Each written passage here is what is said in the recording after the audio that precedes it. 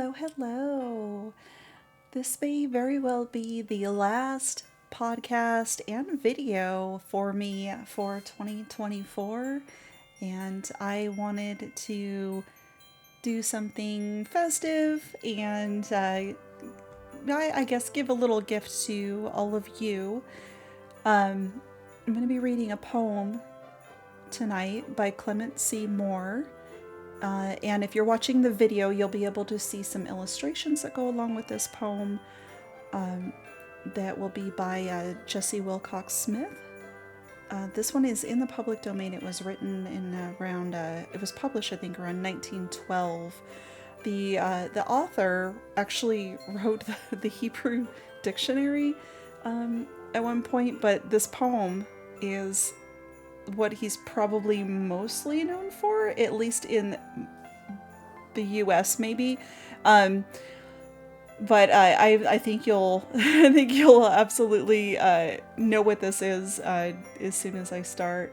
But I thought it was an interesting little fun fact, though, that this poem, the author had written this for their kids and probably had no idea that this would become such a huge thing, the word that it's very like culturally solidified and defining of like our like Western holiday traditions, like Christmas traditions.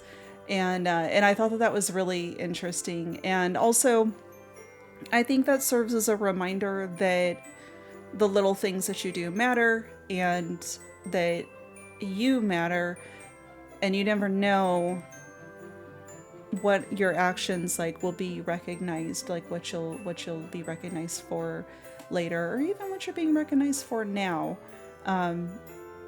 We're all probably a lot more significant than we give ourselves credit for.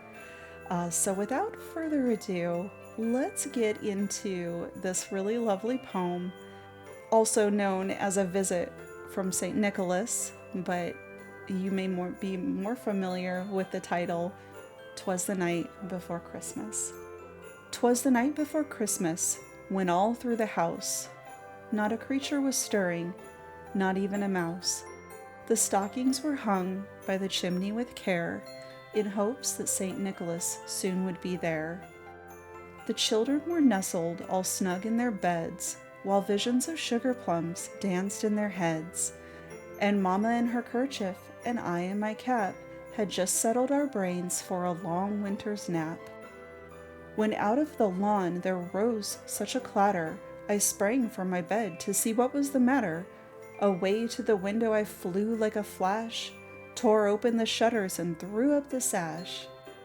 The moon on the breast of the new fallen snow gave the luster of midday to objects below, when what to my wondering eye should appear but a miniature sleigh and 8 tiny reindeer, with a little old driver so lively and quick, I knew in a moment it must be St. Nick.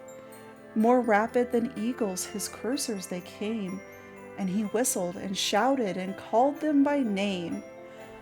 Now Dasher, now Dancer, now Prancer, now Vixen, on Comet, on Cupid, on Donder and Blitzen, to the top of the porch, to the top of the wall, now dash away, dash away, dash away all. As dry leaves that before the wild hurricane fly, when they meet with an obstacle mount to the sky, so up to the housetop the coursers they flew, with the sleigh full of toys and St. Nicholas too. And then in a twinkling I heard on the roof the prancing and pawing of each little hoof. As I drew in my head and was turning around, down the chimney St. Nicholas came with a bound. He was dressed all in fur from his head to his foot, and his clothes were all tarnished with ashes and soot. A bundle of joy he had flung on his back, and he looked like a peddler just opening his pack. His eyes how they twinkled, his dimples how merry, his cheeks were like roses, his nose like a cherry. His droll little mouth was drawn up like a bow,